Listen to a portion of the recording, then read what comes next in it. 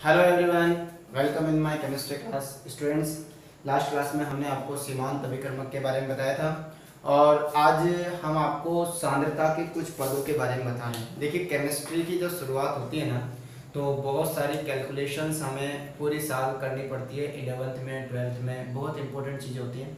तो इस चैप्टर के अंदर हम जो पढ़ रहे हैं ना, वो बहुत ही इंपॉर्टेंट है और वो हमारे अभी नहीं बल्कि 12th में भी काम आने वाली है। यानी कि अभी तो आएंगी साथ में 12th में भी काम आएंगी। तो इसलिए ये चैप्टर आपका एक तरीके से बेसिक कॉन्सेप्ट है।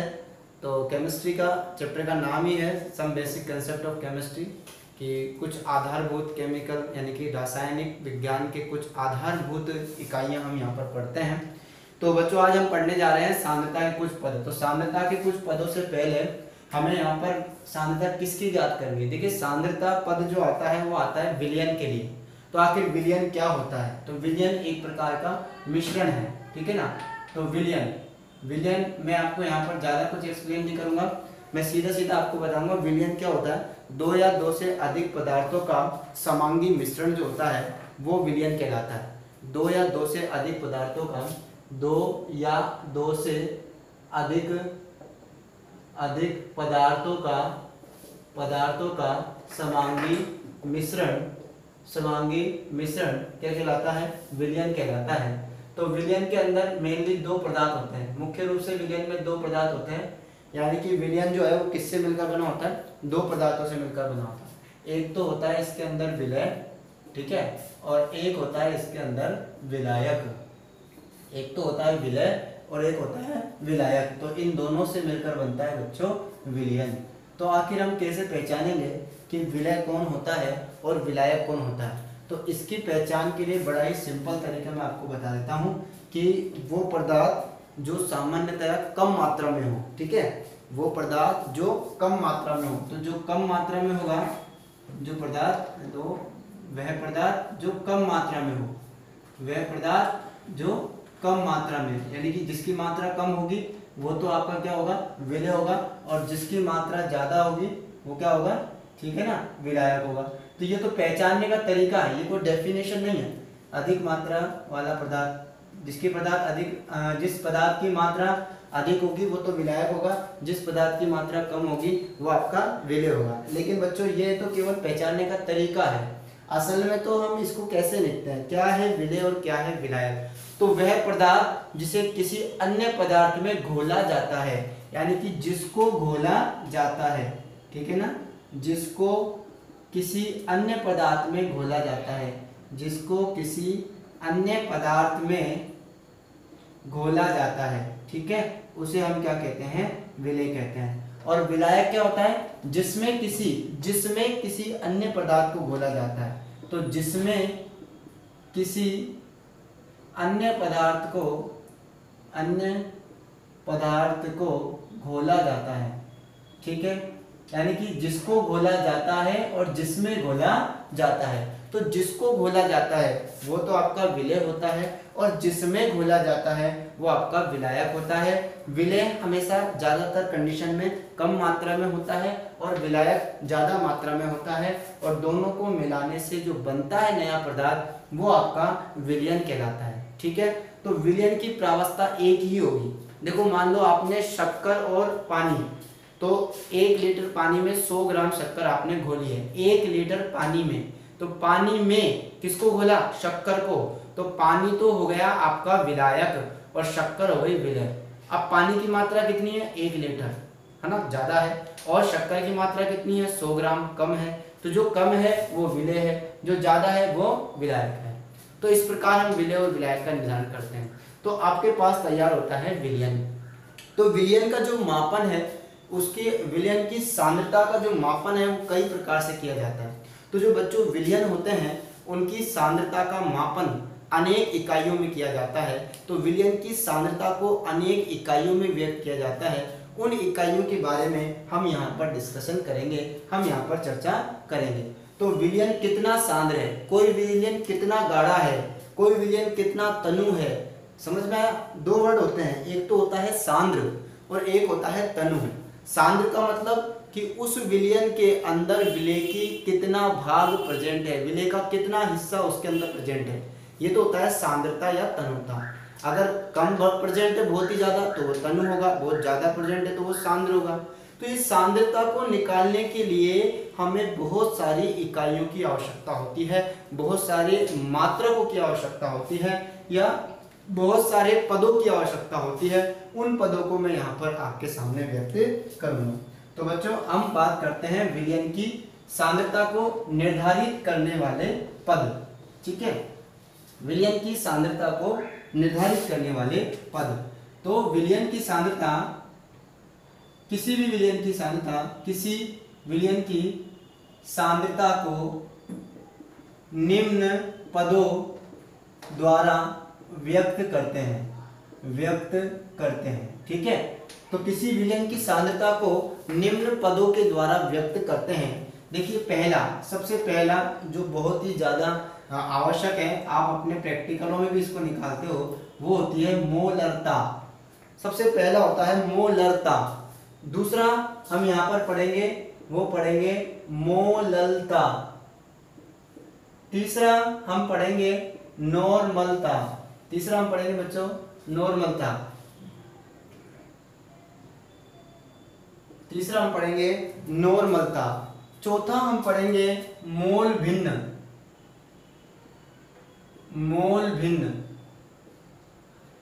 इसके अलावा भी बच्चों बहुत सारी चीजें हम पढ़ेंगे, लेकिन वो चीजें हम 12th क्लास में पढ़ते हैं। फिलहाल 11th क्लास के लिए हमारे यहाँ पर सांद्रता का जो पद है वो यहाँ पर 4 ही हम डिस्कशन करेंगे, और अगर आएगा तो मैं और बता दूंगा। मोलरता, मोललता, नॉर्मलता और मोल भिन्न, ये तो हमें पढ़ने ही पढ़ने हैं। ठीक है, तो आज मैं आपको पढ़ा रहा हूँ मोलरता। ठीक है, तो आपका आज का टॉपिक है हमारा मोलरता।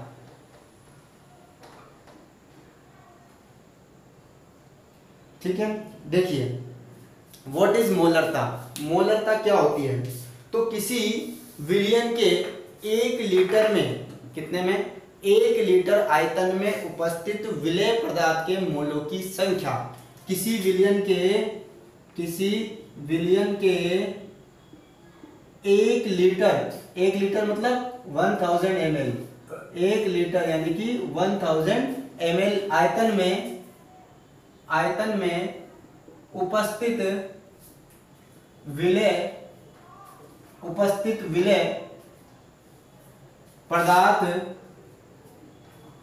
के मोलों की संख्या उस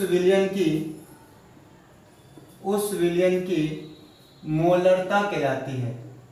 उस विलयन की मोलरता कहलाती है। यानी कि विलयन का 1 लीटर लेना है, उस 1 लीटर के अंदर विलेय के कितने मोल उपस्थित हैं। ठीक है, तो मैं यहाँ पर इसी आधार पर मैं इसका सूत्र बना सकता हूँ बच्चों, मोलरता। देखो मोलरता को हम कैपिटल M से दर्शाते हैं। ठीक है, तो मोलरता किससे दर्शाया जाता है? इसको कैपिटल M से, मोलेरिटी बोलते हैं इंग्लिश में इसको। तो मोलरता बराबर विलेय के मोल, कितने विलेय के मोल हैं। ठीक है, देखो मोल की बात आ रही है, मोल मैं आपको सिखा चुका हूं, विलेय के मोल बटा विलयन का आयतन, विलयन का आयतन। और आयतन बच्चों में यहाँ लूंगा लीटर में, आयतन लीटर में है, ध्यान रखना, इसलिए विलयन का आयतन लीटर में।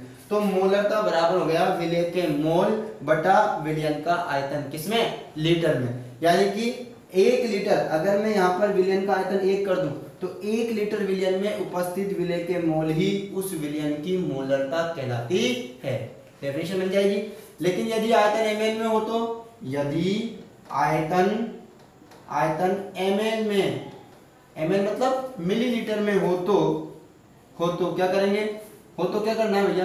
कुछ नहीं करना, आयतन को ml में कन्वर्ट करते हैं, नीचे 1000 लगाते हैं, 1000 से भागेंगे तो आप ऊपर आ जाएगा 1000। तो सीधा सीधा आप कुछ मत करो, तो फिर आपके पास मोलरता का फॉर्मूला बन जाता है, मोलरता यानी कि कैपिटल M बराबर विलेय के मोल, ठीक है, बटा विलयन का आयतन। अब आयतन किसमें है? ml में, ml ऊपर आपको 1000 से मल्टीप्लाई कर देना है, तो ये आपका मोलरता का सूत्र बन गया। तो विलेय के मोल इंटू 1000 बटा विलयन का आयतन ml में। अब बच्चों अगर मैं बात करूं, देखिए बच्चों बड़ा ही ध्यान से सुनने वाली चीजें यहाँ पर, अगर मैं बात करूं विलय के मोल की, मोल क्या होते हैं? मोल होते हैं दिया गया द्रव्यमान बटा मोलर द्रव्यमान। अच्छा, मोलों को दर्शाया जाता है n से, ठीक है ना। यदि यदि विलय के मोल n, विलय के मोलों को मैंने क्या कह दिया? n मान लिया, n विलय के मोल हो गए, ठीक है। विलय के मोल कितने हैं? n, तथा विलयन का आयतन,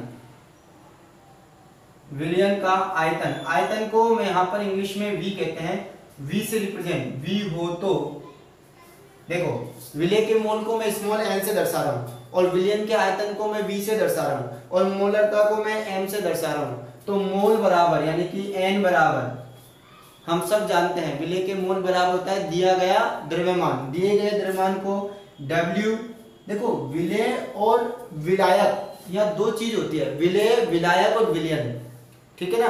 विलय विलायक और विलयन, तो वो आपके ऊपर डिपेंड करता है कि आप किसको विलय मानते हो, किसको विलायक मानते हो। मैंने ए और बी यहाँ पर लिख दिया, देखिए मैं साफ साफ लिख रहा हूं WB यानी कि विलय का द्रव्यमान, मैं अभी लिख दूंगा बटा, देखिए n यहाँ पर मोल है, बटा मोलर द्रव्यमान MB। अब आप सोच रहे होंगे ये WB और MB क्या है, मैं यहाँ बता देता हूँ। यहाँ WB, B का मतलब होता है विलय, समझ में आ गया, विलय का द्रव्यमान। WB क्या है यहाँ पर? विलय का द्रव्यमान, ठीक है। और MB क्या है? मैंने कहा था B किसके लिए यूज कर रहे हैं पर यहाँ विलय के लिए। एक बात हमेशा याद रखेंगे, मैं A विलायक मानूंगा और B को विलय मानूंगा, ठीक है। तो B क्या है यहाँ पर? विलय। तो MB मोलर द्रव्यमान किसका? विलय का, विलय का मोलर द्रव्यमान, ठीक है। विलय का द्रव्यमान बटा विलय का मोलर द्रव्यमान। देखो जो द्रव्यमान दिया गया होता है उसको W से रिप्रेजेंट करते हैं और मोलर द्रव्यमान हम आसानी से निकाल सकते हैं, उसको M से रिप्रेजेंट करते हैं। और B का मतलब यहाँ पर विलय है, ध्यान रखना। A का मतलब विलायक और B का मतलब विलय, A का मतलब विलायक और B का मतलब विलय, ये आपको ध्यान रखना है। ये केवल मैं आपको समझाने के लिए लिख रहा हूँ। A में यहाँ पर विलायक को लिखूंगा, A लिखूंगा, अगर मैं MA लिखता तो वो विलायक का होता, लेकिन मैंने MB लिखा है तो वो विलय का होगा। तो बच्चों WB बटा MB, ये आपके पास क्या आ गए? विलय के मोल आ गए। तो विलय के मोल यानी कि NB, समझ गए? B का मतलब क्या होता है मेरा? विलय। तो विलय के मोल बराबर विलय का दिया गया द्रव्यमान बटे विलय का मोलर द्रव्यमान। आपको याद है जितना भी द्रव्यमान दिया जाता है उसमें हम उसके मोलर द्रव्यमान का भाग लगा देते हैं तो मोल आ जाता है। तो आपके पास आ गया NB बराबर WB बटा MB, ये आ गए विलय के मोल, यानी कि ये आपके पास आ गए विलय के मोल। और आपका विलयन का आयतन मैंने क्या माना? V। तो आपके पास फॉर्मूला क्या बना? अतः आपके पास फॉर्मूला क्या बना? अतः बिल्कुल ध्यान से देखेंगे, हम सब जानते हैं मोलरता M बराबर, मोलरता को हम कैपिटल M से लिखते हैं, मोलरता यानी कि कैपिटल M बराबर विलय के मोल यानी कि NB। विलय के मोल को मैं लिख देता हूं, मैंने किससे दर्शाया? NB से। NB बराबर WB बटा MB, WB बटा MB। देखिए विलय के मोल की जगह मैंने क्या रख दिया? WB बटा MB इंटू 1000 बटा, अब देखिए बटा विलयन का आयतन नीचे आएगा ना, लेकिन नीचे आता है तो वो यहाँ के जुड़ जाता है, इंटू V होता है यहाँ पर विलयन का आयतन। अब ये आयतन किस में होगा? ml में। अगर ये आयतन लीटर में हो तो 1000 मत लिखना, ml में हो तो 1000 लिख देना। तो आपके पास शॉर्ट में फॉर्मूला ये बन जाता है विलयन की मोलरता का। वापस सुन लेंगे, WB, B का मतलब विलय, A का मतलब विलायक। मैंने WB लिखा है तो विलय का दिया गया द्रव्यमान, क्योंकि कभी कभी क्वेश्चन में द्रव्यमान दे देता है तो उस द्रव्यमान को मुझे पहले मोल में कन्वर्ट करना है। मोल में कन्वर्ट करने के बाद फिर उसमें 1000 से मल्टीप्लाई करके उसमें आयतन से भाग देना है, तब जाके मोलरता यहाँ पर आती है। तो इस तरह ये मोलरता के आपके पास आ गए। अब बात आती है मोलरता का आखिर मात्रक क्या होता है, ठीक है। तो मोलरता का मात्रक, अगर आप देखो मोलरता का जो फॉर्मूला निकल के आता है वो आता है विलय के मोल बटा विलयन का आयतन लीटर में। तो विलय के मोल को हम मोल ही लिखते हैं और आयतन लीटर में आ गया तो मोल प्रति लीटर। तो मोलरता का जो मात्रक होता है बच्चों वो होता है मोल प्रति लीटर। मोलरता का जो मात्रक है, मोलरता को हम कैपिटल एम से दर्शाते हैं और इसका जो मात्रक है वो होता है मोल प्रति लीटर। मोलरता का मात्रक, मोलरता का मात्रक, इसका मात्रक होता है बच्चों विलय के मोल। मोल तो मोल ही लिखे जाते हैं, मोल, और बटे को हम प्रति लिखते हैं, प्रति लीटर। ठीक है, तो मोलरता का मात्रक क्या होता है? मोल प्रति लीटर। और इस मोल प्रति लीटर को हम मोलल भी कहते हैं। मोलल, एक molar, sorry not molar, molar, 1 molar, 2 molar, 3 molar, जिसको भी हम कैपिटल एम से दर्शाते हैं। तो मोलरता का मात्रक भी कैपिटल एम लगा सकते हो या फिर मोल प्रति लीटर लगा सकते हो। फॉर एग्जांपल मेरे पास एक विलयन है 3m, एक विलयन है मेरे पास जिसकी मोलरता कितनी है? 3m। इसका मतलब समझो, इसका मतलब अर्थात इसका मतलब समझो 3m विलयन का मतलब हो जाएगा 3 मोल प्रति लीटर। इसका मतलब हो गया कि एक विलयन के 1 लीटर में मेरे पास विलय के 3 मोल प्रेजेंट हैं। ओके, इस 3m का मतलब क्या हो गया? 3m, इस कैपिटल M का मतलब होता है मोल प्रति लीटर। इसका मतलब 3 मोल प्रति लीटर, 1 लीटर के अंदर 3 मोल प्रेजेंट है। ठीक है, ये अपने आप में एक बहुत बड़ी कैलकुलेशन को सोल्व करता है। इतनी सी चीज याद रखोगे तो मोलरता का मात्रक होता है बच्चों मोल प्रति लीटर, जिसको हम शॉर्ट में मोलर भी कहते हैं और इसे भी हम कैपिटल M से दर्शाते हैं। मोलरता को भी कैपिटल M से दर्शाते हैं और इसके मात्रक को भी कैपिटल M से दर्शाते हैं। तो ये सारी कहानी हो गई मोलरता की। अगर आपको ग्राम दे रखा हो क्वेश्चन में विलय का तो भी आप निकाल सकते हो। ठीक है, तो चलो मैं एक क्वेश्चन सोल्व करता हूँ, क्वेश्चन से मैं आपको इसको समझाता हूँ। ठीक है,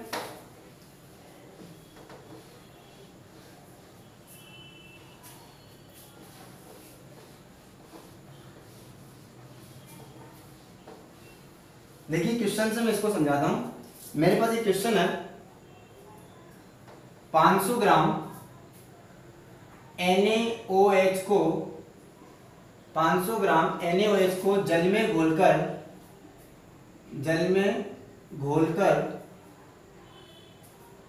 400 ml विलयन बनाया गया, 400 ml विलयन बनाया गया। तो विलयन की मोलरता क्या होगी? तो विलयन की मोलरता ज्ञात कीजिए। जरूरी नहीं है वो मोलरता कहे, वो कह देगा सांद्रता को मोलरता में ज्ञात कीजिए, विलयन की सांद्रता मोलरता में व्यक्त कीजिए। ठीक है, इस तरह क्वेश्चन पूछेगा। तो चलिए निकालते हैं। हम सब जानते हैं 500 ग्राम NaOH को जल में घोलकर, यानी कि NaOH को घोला है तो ये तो हो गया विलय।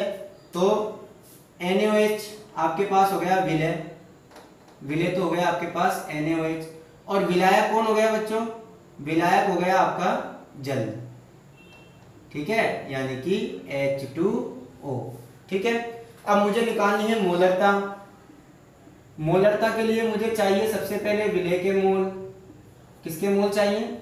विलय के मोल बटा विलयन का आयतन चाहिए मुझे, विलयन का, विलायक का नहीं, विलयन का आयतन चाहिए, विलयन का आयतन। ठीक है, और आयतन अगर ml में हुआ, आयतन अगर किस में हुआ बच्चों? ml में, तो आप ऊपर 1000 से मल्टीप्लाई करोगे। ये हमारा जनरल फॉर्मूला है। तो विलय के मोल निकाल रहा हूं, यानी कि मैं NB निकाल रहा हूं, NB अर्थात विलय के मोल, NaOH के मोल, है ना, NaOH के मोल। कैसे निकालेंगे? NaOH का दिया गया द्रव्यमान Wb, दिया गया द्रव्यमान कितना है? 500 ग्राम। जो दिया गया द्रव्यमान है यानी कि Wb, मैं लिख देता हूं सारी चीजें। जो विलय होता है उसका दिया गया द्रव्यमान लिख देते हैं।